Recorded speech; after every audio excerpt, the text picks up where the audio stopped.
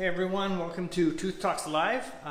This is Dr. Wageman and I'm coming to you from the soon to be built Smart Smiles Dental Studio here in Peterborough. So very soon we'll be able to take care of cavities and all manner of things here down on George Street, right downtown. So if you're in the market for a dentist and you live in Peterborough, check us out. So this is the question.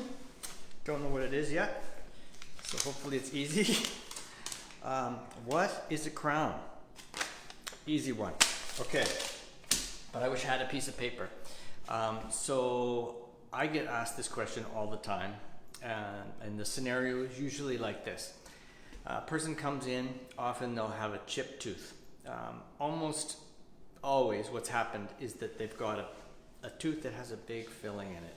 So if this is the tooth, they say that if the filling goes more than 2/3 of the way from the valley of the tooth to the mountaintop where you have your cusps, then it kind of leaves the walls of the tooth somewhat unsupported. And I don't know if you guys have ever busted down a wall, but if you push on a wall, it's gonna sort of break at the floor where it's screwed in or nailed in, where the leverage is the biggest. So you've got the force at the top and it's pushing on the tooth where you're chewing on, and it's going to break right at the bottom. And that's usually the bottom of the cavity that is now filled. So you could have a chunk of metal there or a chunk of plastic in there. But as you're chewing, you're going to be chewing here, but the forces are going to go side to side, and it's going to be hitting the tooth thousands and thousands and thousands of times. And if there's a big solid piece of tooth there, great. But if it's a thin wall, then it really acts like a wall that's only attached at the bottom, and the tooth wall is made out of minerals. So it's like glass or something like porcelain that once there's a crack there, it's like a windshield, and the crack will propagate over time. And often it's really weird because people say, I don't know what happened, I was just having a muffin or some oatmeal and my tooth broke. How could it break on the oatmeal? It wasn't the oatmeal, it was thousands and thousands of cyclical fatigue cycles on that thin wall. So when we're looking at a tooth and it has a big cavity, even before it breaks, we'll advise a patient, look, you should have a crown on that tooth. And this is what a crown is. So if you have a piece of wood and you want to split it, you put a wedge in the middle and you bang on it with a sledgehammer until the thing splits. So if you think about it, a tooth is like that piece of wood, and your filling can sometimes act like the wedge. But if instead you took like a metal garbage can and you put it over top of that piece of wood so that it was squeezing as you hit on the top, you could bang on it forever and it would never split, because every time you hit it, you'd actually be sort of pushing it together.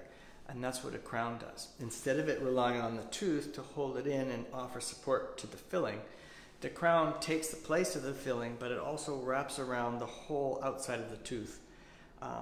And so I kind of think of crowns in two categories. There's a good crown and a not so good crown. And the good crowns have what we call ferrule. Now, ferrule comes from the word ferrous. It comes from iron, ferric, or ferrous. But basically, it comes from shipbuilding, where they used to take this big hot iron ring and they would sort of bang it, red hot thing, bang it where two mast trees were stuck together, and this ring would sort of squeeze the mast together and hold the two trees so that you could get one solid piece. And in dentistry, that word is used to do a similar thing, where if you have enough tooth left that you can reduce the outside of the tooth all the way around, so that when the crown slips over, it's actually squeezing the tooth circumferentially, then you have what I call a good crown, because it's going to hold the tooth together when you're using it. If you wait too long and all the parts of the teeth break off, sometimes we have to put a post inside of a tooth, and then we build up some man-made structure, and then we put a crown over that, but it's not holding the tooth together. And those crowns tend to work, but when you have the force on them, it's actually going to still allow the tooth to split because it's not holding it together. And really, that's the one I try to avoid. Because we don't know, it depends on how you use that tooth now, whether it's going to last a long time or it could fracture. So I don't know if that answers your question, but crowns are awesome, and getting them sooner when it's appropriate is better than waiting to the last second.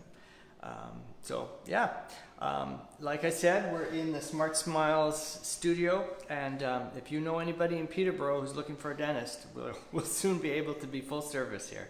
So thanks guys for watching. Leave your questions, and thanks for the easy one. Bye. See you next week.